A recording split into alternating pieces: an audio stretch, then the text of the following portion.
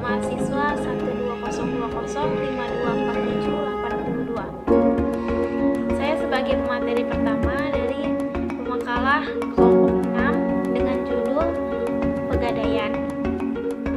Baiklah, pembahasan kita kali ini yaitu tentang pegadaian.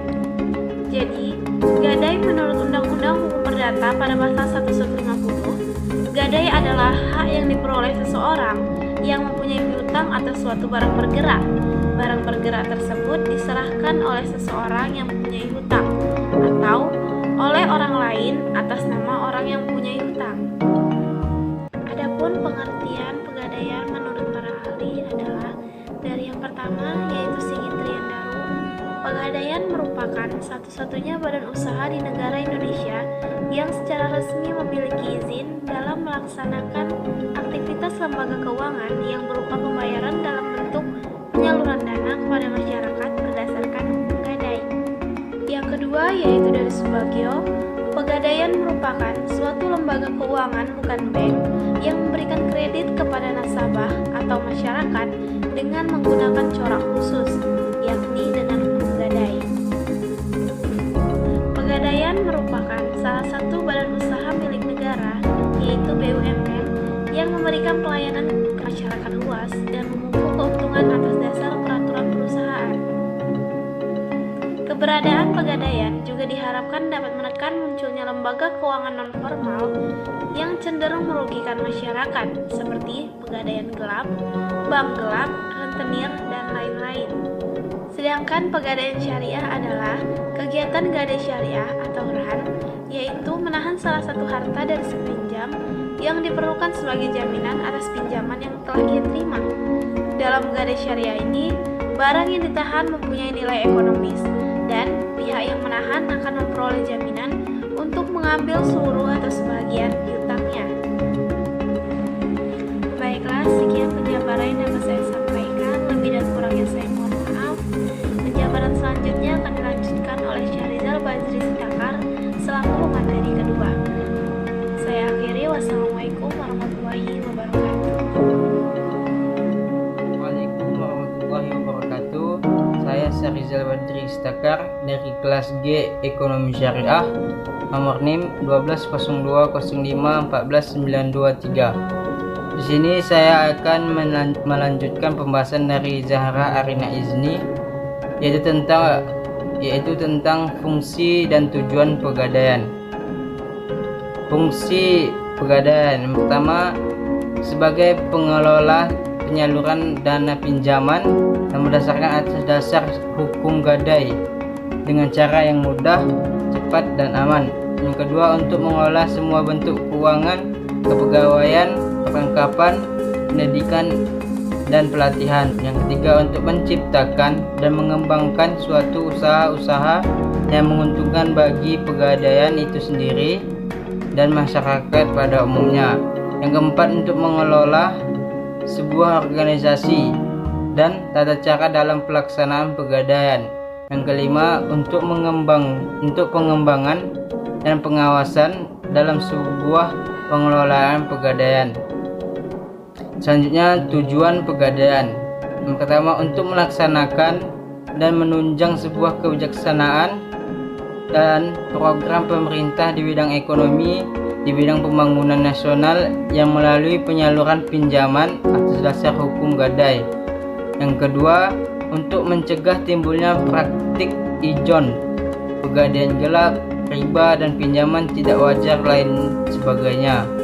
Yang ketiga, agar menyediakan dana dengan cara yang sederhana pada masyarakat luas, terutama bagi kalangan menengah bawah untuk konsumsi dan produksi. Sekian yang dapat saya sampaikan, lebih dan kurang mohon maaf. Wabillahi taufiq wal hidayah. Wassalamualaikum warahmatullahi wabarakatuh. Assalamualaikum warahmatullahi wabarakatuh. Perkenalkan, nama saya Wazirudin, NIM 120251505, pemateri 3 dari kelompok 6. Baiklah, saya akan menjelaskan materi tentang yang pertama, yaitu sumber dan penggunaan dana sebuah perusahaan pegadaian. Dalam menjalankan aktivitasnya harus memiliki sumber dana terlebih dahulu. Setelah terhimpun, kemudian dana tersebut harus disalurkan ke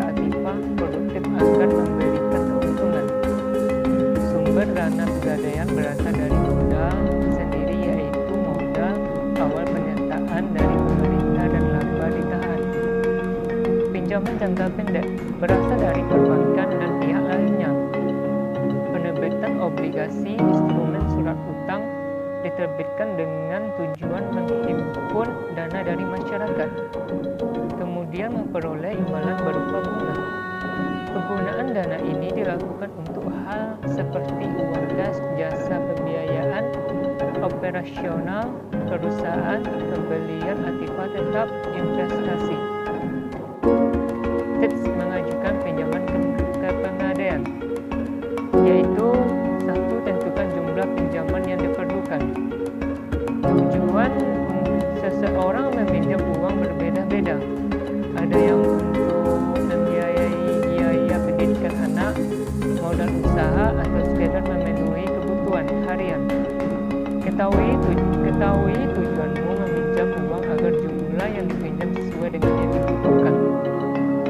Hal ini nantinya akan memudahkanmu saat membayar cicilan untuk menghindari terjadinya kredit macet. 2. Menyiapkan surat atau syarat pinjaman.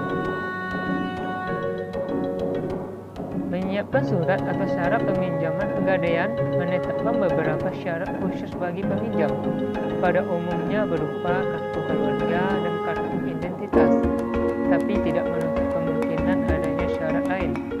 Pastikan Anda melengkapi seluruh syarat yang diminta untuk mempercepat proses pencairan uang. Yang ketiga yaitu mempertimbangkan jumlah biaya tambahan. Dimanapun Anda mengajukan pinjaman, pasti akan dikenakan biaya tambahan, termasuk di Pegadaian. Biaya tambahan yang dibayarkan biasanya berupa bunga. Persentase bunga tergantung dari jumlah pinjaman dan jangka waktu peminjaman. Intinya jangan sampai telat bayar cicilan agar tidak dikenakan denda. Melanjutkan materi selanjutnya yaitu tentang keunggulan lembaga Pegadaian. Lembaga Pegadaian memiliki beberapa keunggulan dibandingkan lembaga keuangan bank atau lembaga keuangan bukan bank lainnya. Keunggulan tersebut yaitu 1. Proses memperoleh pinjaman uang relatif singkat, yaitu pada hari itu juga. Hal tersebut dikarenakan prosedur dalam lembaga Pegadaian tidak berbelit-belit. 2. Persyaratan peminjaman uang sangat sederhana, sehingga nasabah mudah untuk memenuhinya. Dan yang terakhir, lembaga Pegadaian tidak mempersalahkan uang yang dipinjam digunakan untuk apa. Hal tersebut berbeda dengan proses peminjaman di bank, yaitu harus menjelaskan secara rinci mungkin penggunaan uang yang akan dipinjam. Baiklah, cukup sekian presentasi dari saya. Sekian dan terima kasih. Wassalamualaikum warahmatullahi wabarakatuh. Assalamualaikum warahmatullahi wabarakatuh. Alhamdulillahirrabbilalamin. Wassalatu wassalamu ala asyrafil anbiya'il mursalin wa ala alihi wa sahbihi ajma'in. Amma ba'd. Saya Tommy Hidayat akan melanjutkan materi kami tentang Pegadaian dari kelompok 6 dari materi pembahasan yang ketiga. Yang selanjutnya itu adalah jenis barang yang dapat digunakan. Sama-sama kita ketahui ada beberapa barang yang dapat kita gadaikan atau menjadi barang yang bisa kita gadaikan. Yang pertama itu adalah sertifikat rumah. Kenapa sertifikat rumah menjadi barang yang dapat digadaikan? Sertifikat rumah menjadi barang yang bernilai mahal, apalagi jika nilai jual rumah tersebut mahal. Mengingat uang yang didapat dari menggadai rumah sangat besar, Anda dapat menggunakan uangnya untuk berbagai macam kebutuhan, mulai dari memenuhi kebutuhan sehari-hari, kebutuhan pendidikan, kebutuhan bisnis, kesehatan, bahkan modal usaha atau sebagiannya. Karena sertifikat rumah ini sungguh sangat bernilai dalam kehidupan kita.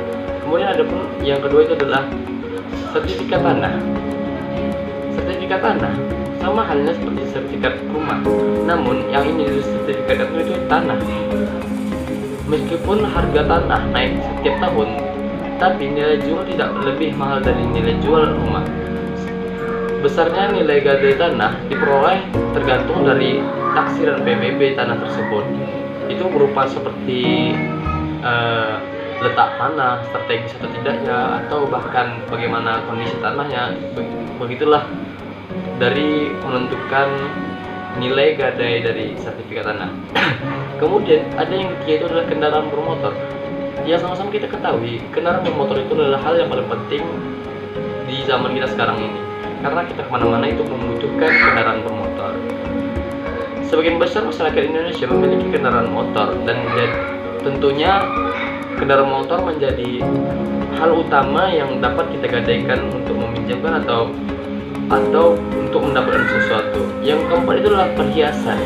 Sama-sama kita perlu tahu perhiasan itu ada berupa emas, mutiara, intan, berlian, dan permata juga dapat digadaikan untuk sementara jika Anda tidak mempunyai uang lagi.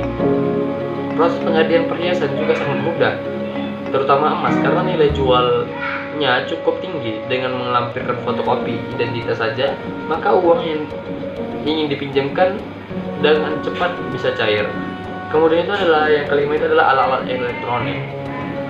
Zaman sekarang ini alat-alat elektronik itu adalah menjadi barang yang cukup berharga, karena dalam kehidupan kita sehari-hari kita perlu yang namanya menggunakan alat-alat elektronik. Tentunya itu menjadi daya tarik untuk kita dapat menggadaikan alat elektronik ini untuk mendapat pinjaman atau dana dari yang lainnya. Kemudian adalah yang keenam itu perlengkapan rumah tangga. Perlengkapan rumah tangga itu seperti, jika bingung ingin menggadaikan apa lagi demi memperoleh uang, jangan langsung panik. Anda bisa menggadaikan perlengkapan rumah tangga, misalnya sofa, tempat tidur, lemari, justru itu, karena itu juga memiliki daya nilai yang dapat kita gadaikan untuk mendapatkan sebuah dana yang kita butuhkan. Kemudian itu adalah barang-barang branded. Sama-sama kita ketahui, barang-barang branded itu memiliki daya tarik, daya nilai yang luar biasa. Seperti yang sama-sama kita tahu, Adidas, Gucci, Supreme, itu sungguh memiliki daya tarik yang luar biasa. Maka oleh itu mereka juga memiliki daya jual yang sungguh sangat mengagumkan, karena oleh sebab itu kita dapat menggunakannya sebagai alat untuk penggadaian. Oke, itu saja yang dapat saya sampaikan. Assalamualaikum warahmatullahi wabarakatuh.